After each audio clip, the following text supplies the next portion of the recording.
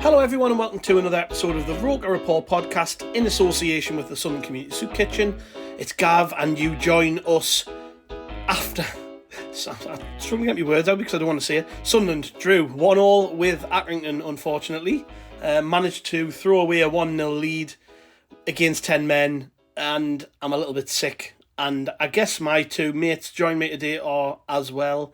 Ant Waterson is with me. How are you doing, Ant? Mate, you sound pretty much like how I'm feeling. Just really, really deflated, I think. It's just as well like how avoidable it was. So that's the most irritating, I think, is the word for us today. Yeah, we've picked a good time to record this one. And I'm also joined by Bomber, who looks pretty chipper, actually. Oh, I don't feel it, mate. I feel just as sick as you do, to be fair. I think, as I was just saying, I've just realised that the last time I was on a post-match was a 1-1 draw with Shrewsbury when the opposition were down to 10 men, so I'm a bit of a bad omen, I think, for these.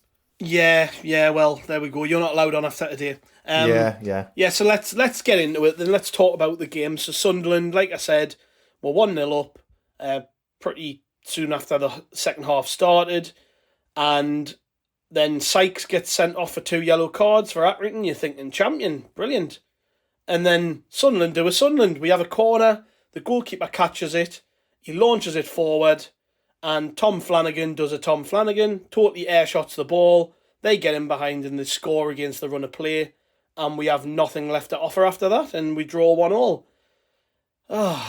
Just, why can't we take advantage of these situations? Why can't we, when you look at the other results and Rotherham have lost, why can't we just take advantage? That's 3 games now where we've played and other teams around us haven't, and we've not been able to get the result we need.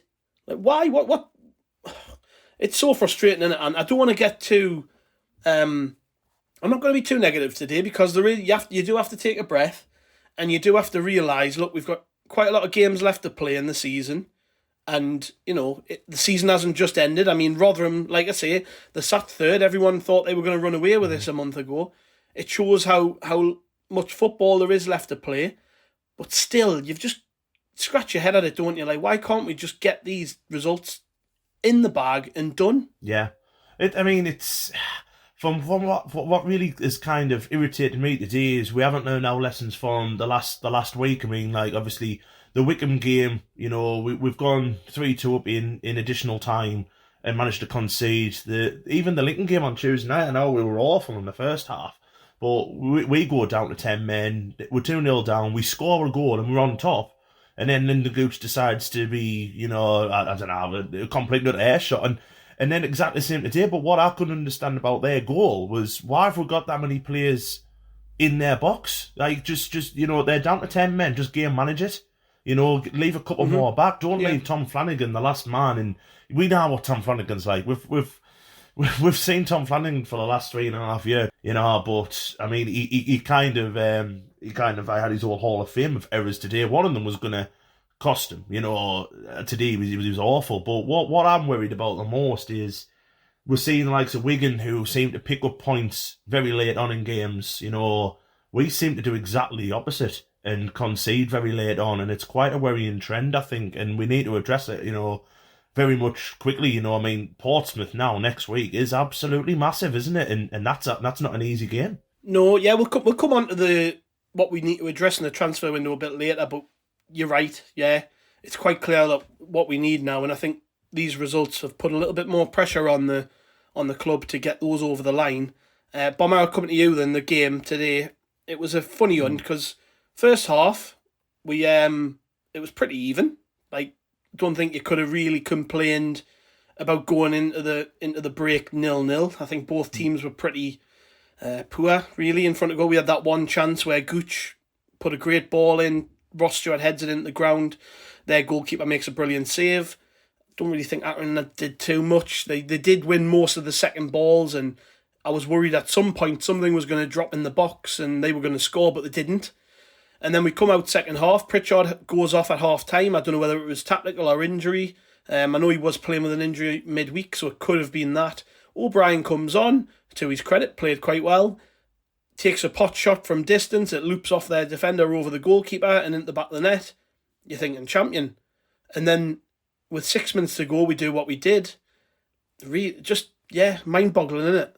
It is, and the worrying thing for me, like there'll be people who will watch that today, and they'll be spouting us saying, "Oh, we're shit, blah blah blah. We need to do this, that, and the other." But the fact is that we're not shit. We're not a terrible football team. But if I could describe us in one word, it would be fragile. Because unless we're 2-0 up in the first 20 minutes of a game and we end up winning 3 or 4, like a Sheffield Wednesday, for example, we always look cagey. We always look like we're not getting out of second gear, and we always look vulnerable. And the last 3 games have just proven that. In none of those 3 games, we particularly started very well. In none of those games, we were a couple of goals up. And lo and behold, we've come away, 2 points out of a possible 9? As for the game itself, you're right, Gav. I mean, the first half, it was even, but that's not saying anything really particularly positive about either teams. No, both teams were pretty poor. It was even, but it was evenly crap, really. and then, like you say, second half was marginally better. Like you, I can only assume that the Pritchard thing was an injury. He has played quite a bit of football recently for us, but again, I think it kind of highlights that unless Dan Neil and Pritchard are firing and in form, we generally struggle. That seems to be a running theme, because I didn't think Dan Neil was anywhere near what he has been for us recently. And same with Pritchard. Aidan O'Brien got the goal, came on, like you say, did quite well, if we're judging Aidan O'Brien by his own standards. But yeah, even when they had that player sent off, I had that feeling that, this isn't comfortable. We look fragile. We just look like we just reverted back to getting rid of the ball, making mistakes, and being as leaky as as we have been, probably going back a few seasons now, where we were getting 1-1 draws under Jack Ross and always conceding. We kind of regressed back to that sort of defending, and it is worrying, especially when you see, like you said, Wigan picking up points in the last 5 minutes of games, and we're losing points. I dread to think, if you put up a league table of this season, the amount of points won and lost in the last 5-10 minutes of games, I dread to think where we'd be, really. So yeah, I guess long story short is must do better if we've got aspirations of going up. Yeah, absolutely. I think when you look at the league table now, they've got 5 games in hand on us, and they're only 3 points behind. I mean, I'm not, like I say, it's far too early to say what's going to happen. We have lots of games left to play. They have a lot more than we do, obviously, but we've got to try and just draw a line. I know it sounds daft this last week. We've got to draw a line under it, and we've got to try and move forward. Ant just said we've got a really tough game next week, but we've got to look further at some of those individual performances and really think about where we go from here. Like I say, Flanagan for me, I said this earlier, and I think he's probably had his best season in a Sunderland shirt. Generally speaking, he has. He's been far better, but that's still not good enough. Like, the last sort of run of games have proven that we do need a defender. And you look at the bench, and we've got Arbinat Jamajli sat there, who we paid money for. All right, he's had a really bad injury. They've took the time with him. But if he's not ready to go into the team, then what's the point? We need to sign somebody, or we need to play him. Do you know what it is, Gav? It seems it seems odd, because I think our defenders look good when they're on the ball, but when off the ball is when we look shaky. And ultimately they're there. The 3 centre backs are there to defend. Now I think Doyle and Bailey Wright actually were pretty decent today. Yeah. And I think again Flanagan on the ball wasn't bad, but his primary function is there to defend, and it's his mistake that effectively has let them in and cost us the goal. And you could argue he had a hand in the one last week as well, in the Lincoln game as well, where he's missed the clearance. So it's those things that he'll get remembered for, because that's his primary function. Yeah. And just on the defending, then, we've really struggled for, like I said, the last 3 games. What do you think that Johnson should do? Because, like I say, his options at the minute are bringing Jamajli. Don't see it happening for some reason. He just seems to have really took his time with him. Mm-hmm. Or we go out and sign somebody, and the difficulty is, who do you sign? Who's out there who's going to be ready to get straight into the team and play? And it seems like we're probably stuck with what we've got. But I mean, what does he do? Yeah, I mean, I'm not sure what the rumour is about Aidan Flynn, if it's a strong rumour or anything like that, but he's the type of defender I would love to get, because he's big, tall, he's a commanding presence, he's a leader as well at the back, and he can also pop up and get a couple of goals as well. I think he scored 7 last season or something, and he's a centre-half, so it's a really good return, that. I think that probably automatically make him our second highest goal scorer, you know what I mean? So, someone like that, I mean, we just need... I can remember when Bolton came to the Stadium of Light, and his name, I think it was Santos, wasn't it, the centre-half, big lad for them. He's the only one I've seen who's dominated Ross Stewart this season. You know, Ross Stewart had a really hard time, so there are defenders out there, I think, but we just need somebody. I'm all well and good for having, you know, the likes of Callum Doyle, who's an excellent ball-playing defender. And I agree with Bomber, I thought Doyle was excellent today. He kind of bailed Flanagan out 2 or 3 times, but we need someone who's just a bit nasty, you know, someone who's going to bully strikers, where we haven't got anyone like that at the minute. You know, Doyle might be that kind of player in a few years' time, but at the minute, he's only learning, isn't he? And he's learning his trade. He's probably learned a hell of a lot this season, but yeah, we need someone who's big, strong, a bully, and a leader. If they exist in January, please get him. I'm not sure they're going to cost twice as much, aren't they? And I think that's the thing, and I think a lot of people are crying out that we look like physically quite weak, like all over the pitch, really. And that's the thing. I think you need your traditional big, strong defender who just isn't going to, because you know Bailey Wright is physical, Tom Flanagan's physical, but they're not big, strong, tough defenders who aren't going to get, you know, who can hold up an Akinfenwa or someone like that. You know, they're happy to get stuck in, but they're just not strong enough, not physical enough, and that's what we're missing, it looks like. It's the same with Doyle as well, to be fair. All 3 of them are pretty similar in that regard. I mean, he's a young lad, but the problem is, like, right across that defence, we're sort of banking on them being able to defend, and it's costing us points now. And I just don't want that to be the difference between us finishing top 2 and finishing in the playoffs. Because you know what happens when Sunderland finish in the playoffs? It's just... It can't happen. We have to finish top 2. So what we have to do is find a way of either defending better, which, like I say, could be bringing in Jamajli, who could be a star for all we know. We just haven't seen the lad play.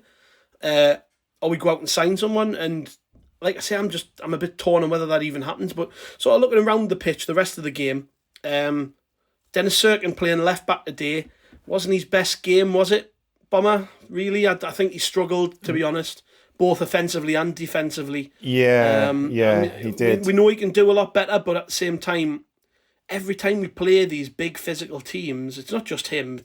Quite a lot of the players struggle with the physical nature of the game, but today, I just think he got bullied a little bit. I can't remember the name of the wide player who he was up against. I feel like it was Sullivan.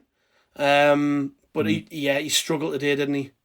He did, yeah. It wasn't one of his best games. I know he's not played an awful lot for us, but he kind of did look a little bit out of his depth. I know we were asking him to go in at left back, and let's say he's not got a lot of minutes under his belt for us this season. But yeah, he did look a little bit out of his depth. He did put in that fantastic last-ditch tackle in the first half, towards the end of the first half, but that was because he kind of needed to do that because he was the one who switched off for the quick throw that got him in the first place. But yeah, he just didn't look comfortable either on the ball or defending. He just didn't look comfortable. He misplaced quite a few passes. I can't really remember anything much of note that he got involved with. To be fair, down both sides was where Accrington looked like they were gonna hurt us, and that's what ultimately happened. You know, that long ball came down that left-hand side, or their left-hand side, and Flanagan's come across and missed it. But yeah, for on that one side, Serkin, it wasn't a great day for him. No, but I'll not, like I say, not be too downhearted on it. I mean, it's difficult when we're talking straight after the game to try and pull positives from anything. Like I said before, I think just when we play these physical teams, we do struggle. Pompey next week, are they a physical team? Probably, yeah, I would say so. Marquis gave us the run around earlier in the season, so we have to learn from games like the Accrington game. I mean, it's easy saying that. You can't teach the players to be more physical overnight. You can't teach them to be more aggressive.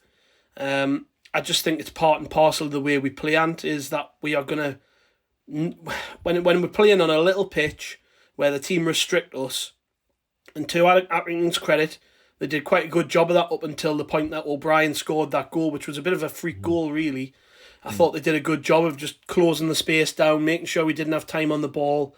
So that's the way teams approach us. It's just part and parcel of the way we are. People, when they do their research on Sunderland, they must look at us and go, yeah, good team on the ball, but if you stop them playing, you might nick something.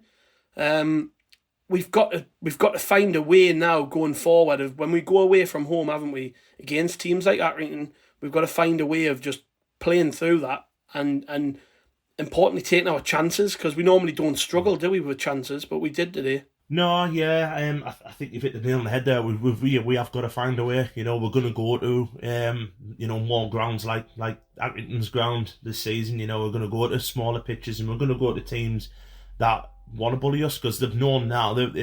All you need to do is if you've got a data guy at the club, just have a look at some of our away games when we have been bullied and we have struggled because we haven't got the necessary strength to.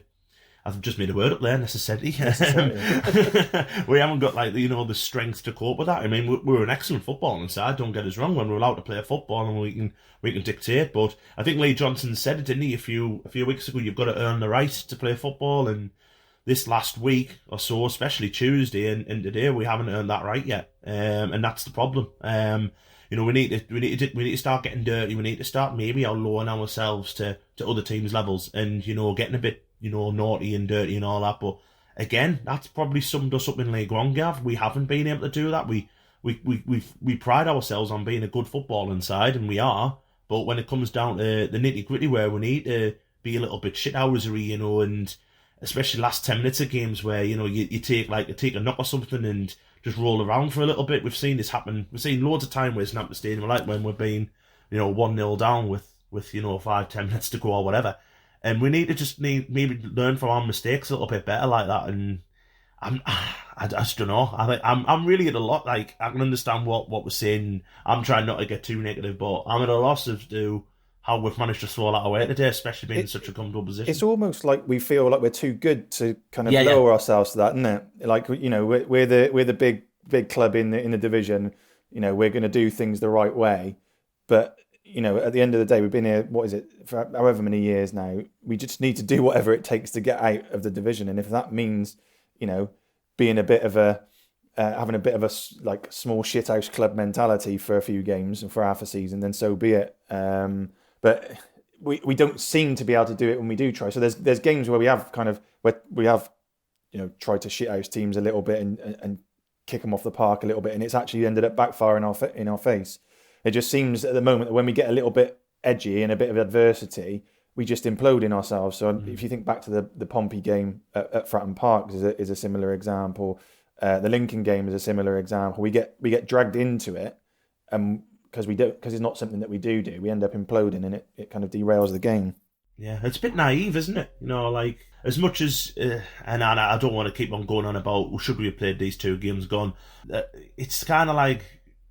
Look, we took a big chance for that, especially with the Lincoln game getting beaten all that. We took a big chance of playing these games, and it has backfired a little bit. But I think sometimes we should show that we're a little bit naive in kind of expecting us. I think the players there today, when they went down to 10 men, I think the players just mentally switched off, which it is easy to do, But they need someone telling them, and that's maybe a problem where we haven't really got a leader on the pitch. Where we need someone to say, look, this game's won in the 94th minute or whatever when the referee blows his final whistle. Not when a team's gone down to 10 men and you're 1-0 up. Because it's happened. That's not the first time that's happened this season, is it? Like Bomber said, it happened to Shrewsbury where we were 1-0 up, seemingly cruising. They were down to 10 men and we bite ourselves in the arse again.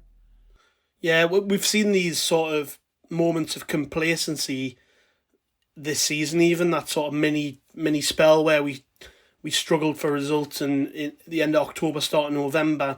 A lot of the chatter on social media after the game appears to be around, is this another streak coming? We don't know, Bomber, but how do we guard against that? How do we guard against this becoming another streak?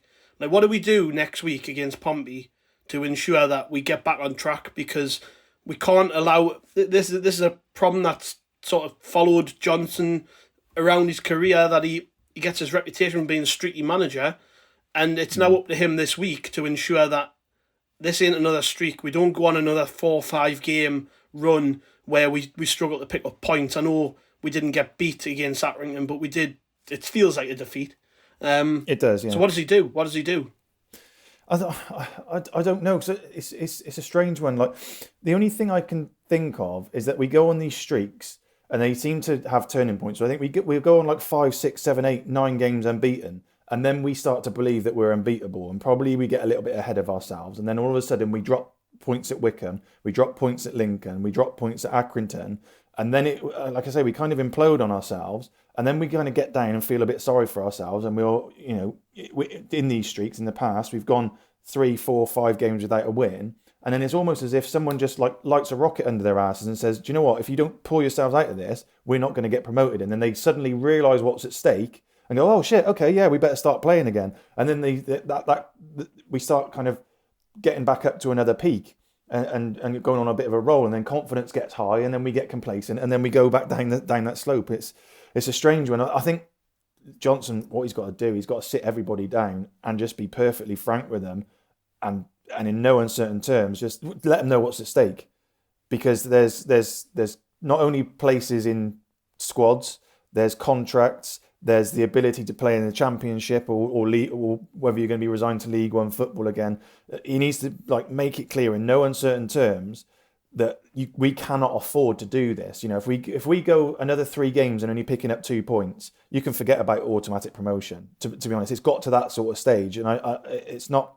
I think we will do better than that, but he needs to make it clear to every single one of those players that's in the squad that they're going to have a part to play in this, and that if we do go on a bit of a run, unless we start ticking those points and getting back to those 2 points per game average, it's not going to happen.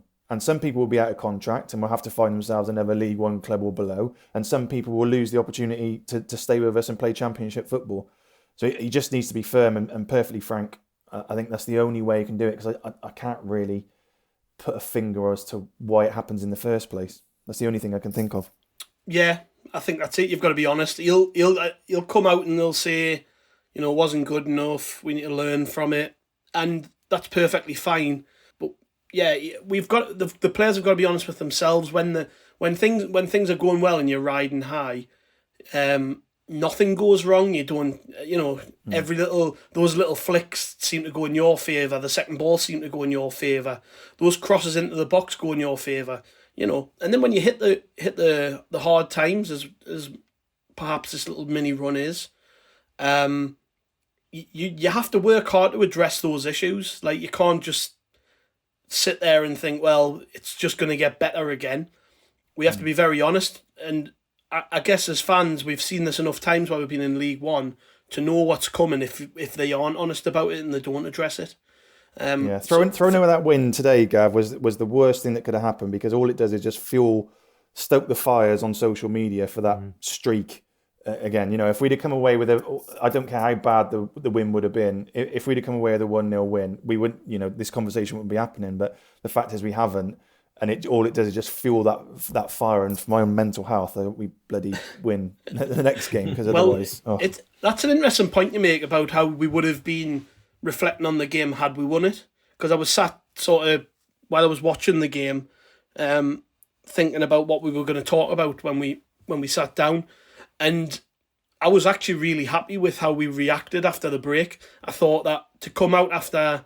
half time and score a goal early on. All right, there was a touch of fortune as the way it went in, but we were better. And then after that goal, we zipped it around more. We had sort of 10-15 minutes where Accrington couldn't get in the game. We had all of the ball, and you could see just in the players, they just lifted. The confidence was there. And I said in our little group chat, I said, if we don't take advantage of this spell that we've got, then we could be made to pay for it. You've got to, when you've got the momentum in the game, you've got to take that, and you've got to do something with it, and you've got to get that second goal and that third goal. Yeah. And we didn't do enough. I mean, I think it was Frankie and Danny on the commentary said, had their keeper really had a save to make in the second half, really? I don't think we made him work anywhere near enough, and that's with some really good attacking players on the pitch. So it's just difficult to take, innit? And you've got like I say, we've got to reflect on the game fairly. If we hadn't have conceded that goal, I would probably been sat here and I'd have been saying, great win when you consider that Accrington were pretty competitive. Physically, they were good. They worked hard. We've basically nicked it. But we're not. We're sat here and we're bemoaning the fact that we couldn't defend in that one moment. I think they really only had one chance, and it was that. We're sat here and we're bemoaning it, and it's just frustrating, isn't it? Yeah, and again, we're going back to our time in League One. How many times have we been sat here saying these things? It's happening time and time again. It's happening season after season after season, where we're getting into a position where, I think before the Wickham game last week after we beat Sheffield 5-0, I think you're thinking, yeah, this team's they're not gonna stop now. We thought we'd really turn that corner. I will see in defence of Johnson, I don't want to be this happy clapper kind of thing, but it's not Lee Johnson's fault that Tom Flanagan's forgot he has legs. You know what I mean? That's not down to Lee Johnson. That's an individual player making an error. Personally, I thought Lee Johnson handled the game very well. We made that change at half time. Pritchard was struggling. He brings O'Brien on, and O'Brien scores, and it was O'Brien's type of game. It's horses for courses kind of thing with that. But it does seem that we are making those same mistakes time and time again, and that's what I'm worried about. Listen, Accrington, yeah, they had maybe one chance in the first half when Hoffman's made a good save, but bar that, they didn't threaten us that much, and they've scored a goal, they've took the chances, and we seemingly can't seem to do that. It doesn't matter which players we've got, which manager we've got, it's the same mistakes are getting made again in League One. And, listen, we're going to have to start winning games and start winning them quickly, because otherwise it's going to be the playoffs.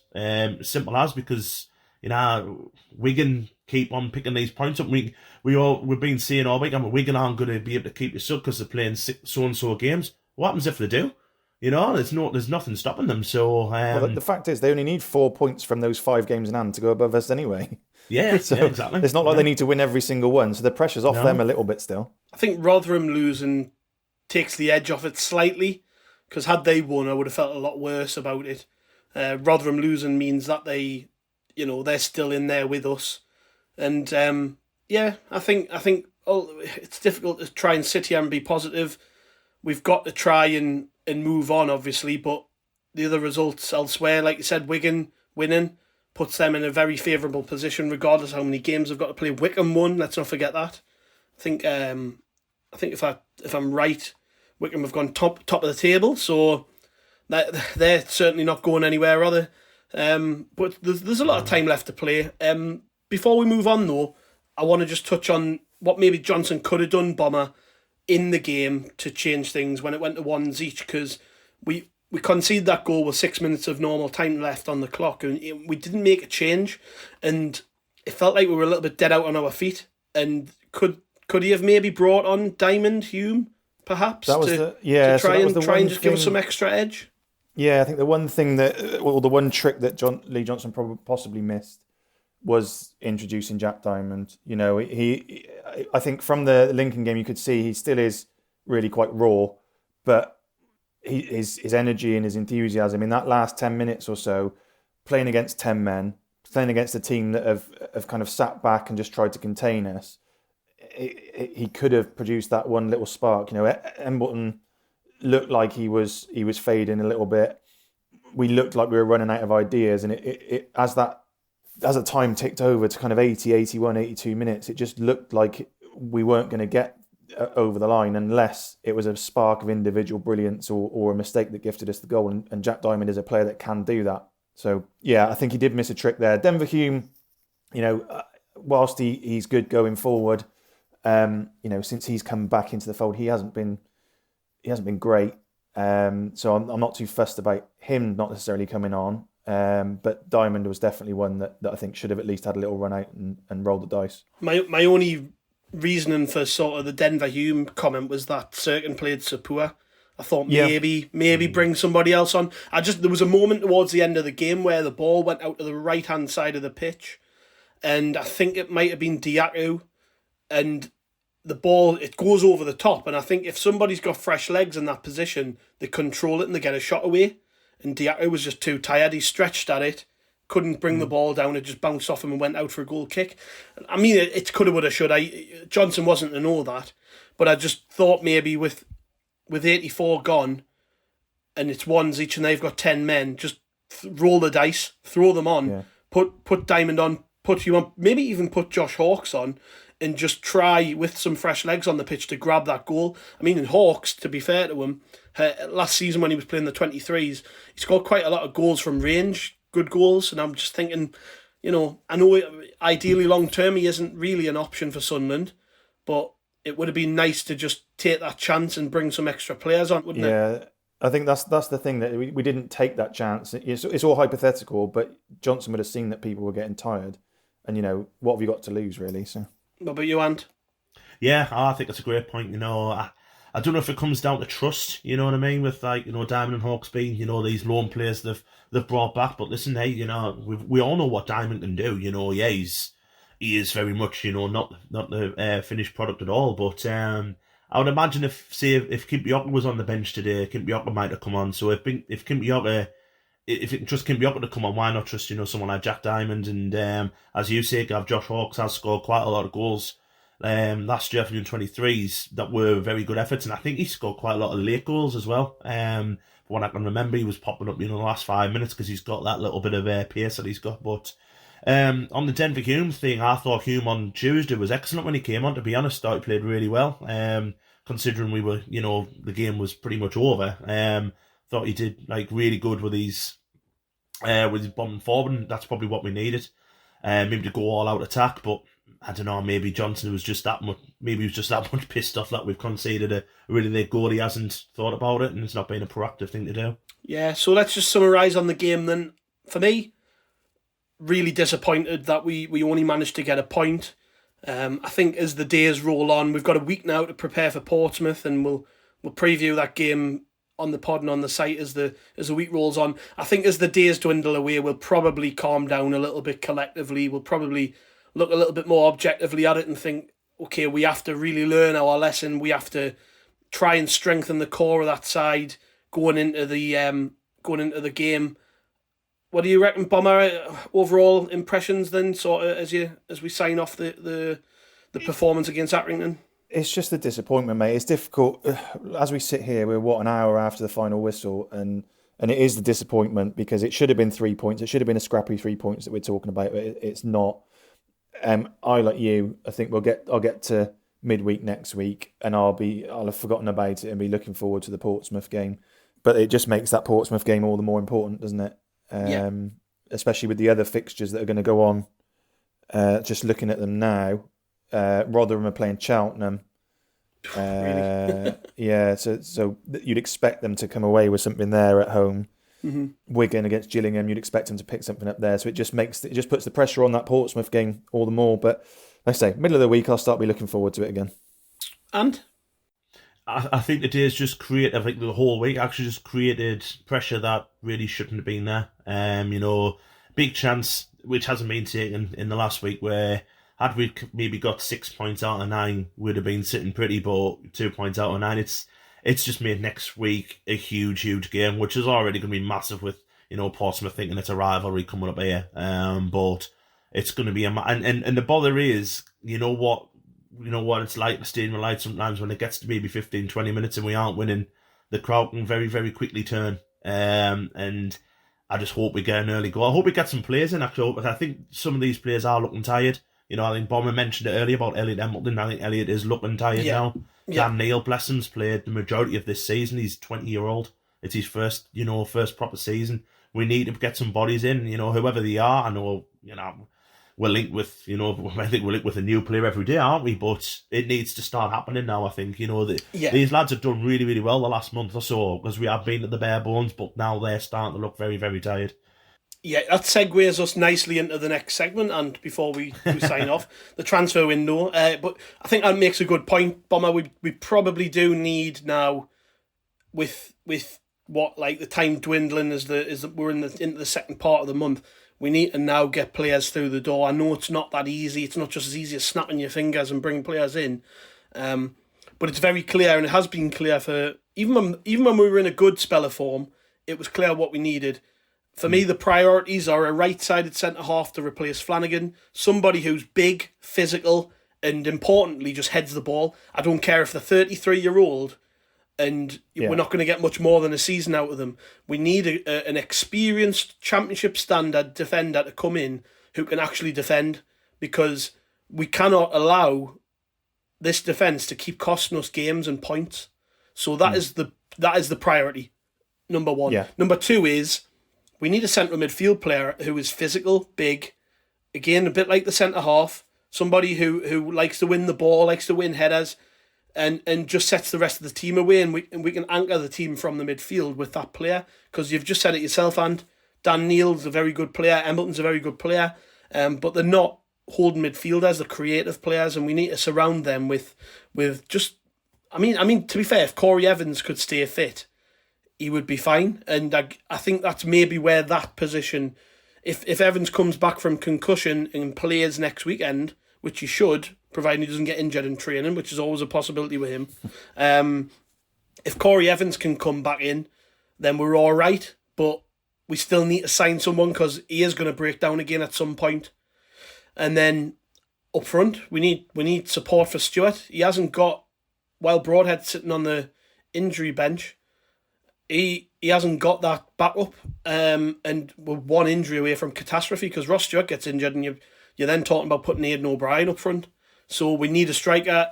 Would you say we need anything different to that, Bomber? Would you agree with my selections? No, I'd agree with you, mate. We need to strengthen our spine, essentially. All positions through the middle of the park need strengthening. Not necessarily in quality, but certainly in depth. And I think that's the key thing. I think and variety, by the way, and variety. We have to look at the options we've got. They're all very nice players, but I think we need a bit of aggression in that team, don't we? Yeah, you're right. So if you look at our set, you take Corey Evans out of the equation. You look at our centre midfield. It is all players who like to get on the ball, play it around a little bit. You know, your Dan Neils, your Pritchards, etc. I don't think we lack creativity. So it is just that steel that I think we're missing. And like you say, that goes through the spine of the team. So. For me, just to echo what you're saying, it's a centre half who's a proper, experienced, head it, kick it centre half. Give him an 18-month contract, you know, because the likelihood is that anybody who's worth their salt isn't probably going to just accept something till the end of the season.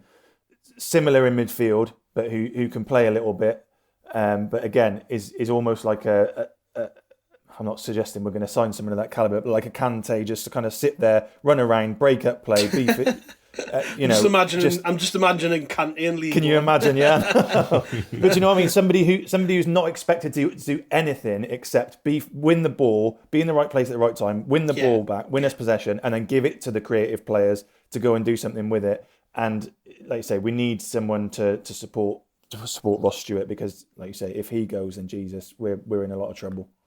Anyone else, Ant? I know we've been linked with Patrick Roberts. That one's went a bit quiet, but do we need another wide player? I guess if Hawks and Diamond do go back to their loan clubs, leaves us short, doesn't it? Yeah, I would. That's the only thing I would add to all that. Another wide man, because for me, I don't think Gooch gets in my team if fully strength. So I would like to see another way come in. I think that, I was really excited when we got linked with Patrick Roberts, because I think he's got the potential of being a fantastic player. So if that's gone quiet for whatever reason it has, we probably need another one of them in. And the main one is, like I said, centre half, centre midfield. We need a shithouse in the middle of midfield. That's what we need. We need a shithouse in both positions, don't we? Yeah. And up front, to me, the link has been Jermaine Defoe, hasn't it? And that, we'll talk about that if and when it happens. You know what I mean? Problem is, with the Defoe link, is there'll be a queue of teams around the block who want him. So I think when Lee Johnson answered that question in the press the other day, he was right. I think a million things would have to fall into place for it to happen. 100%, yeah. But it would be nice, wouldn't it? It would be wonderful if he did come back, but all the same, if we sign, and I can't remember the name of that lad from Villa who was linked, and he looks a decent player. We're going to get shown up for not knowing his name, but I did watch highlights of his goals that he scored this season. Young lad. Yeah. Something like that, yeah. Just someone with legs, someone who's got goals in them. Importantly, like I said, we need options around the pitch, and I don't think for 1 minute that they don't know this. Like that's the thing. I've seen, again, shouldn't take too much of what's said on social media seriously, but I have seen some people sort of doubting our ability to get what we need. And I don't think come the end of this month we'll be left short anyway. I think we'll have what we need. And I do think Speakman and Johnson and Stuart Harvey and anybody else who's involved in that process, I'm pretty sure they know they're very aware of what Sunderland need come the end of the window. But we just have to, it's difficult, we have to be patient. I just think that this little run of results has certainly ramped up the pressure on them to bring those players in. And that might not be a bad thing, actually, because you can get complacent even in the transfer market, you know. They can sit on their hands a little bit and think, well, we can probably afford, especially when results are going well, we can probably afford to wait till the end of the month and see what other deals come up, or they might have 6 or 7 players for each position that they're looking at. They might look at it and go, well, he's probably going to become available towards the end of the month, blah, blah, blah. Now the scope's changed, you know, next weekend, all right, we're probably going to have Winchester and Evans back in the squad for that game, which will be a big lift and it'll help the midfield. But defensively, we're not helping ourselves. So Johnson either has to go out, and Speakman has to go out and buy a centre-half, somebody who's been playing, which isn't easy. I know I saw the link with Aidan Flint. He'd be perfect, but how likely is that really? He's playing for Cardiff most weeks. But someone like that, a big experienced player, someone who Johnson knows quite well because he's worked with him before, who's playing, so they're fit, to come in and really ramp up the competition in that defence and improve us. And like I say, give John O'Shea a ring, see what he's up to. Yeah, why not? Get John O'Shea back. But I think that's about all for today, lads. So thank you very much for joining us. We will hopefully be back before the weekend, before the Portsmouth game, hopefully with a preview show. There'll be plenty coming up on the website on rokerreport.com. All that's left to say is thanks for listening. Thanks, lads, for joining us. Really appreciate your time. And signing off with a lovely little salute there. And yeah, thanks for joining us, everybody. Cheers. Bye.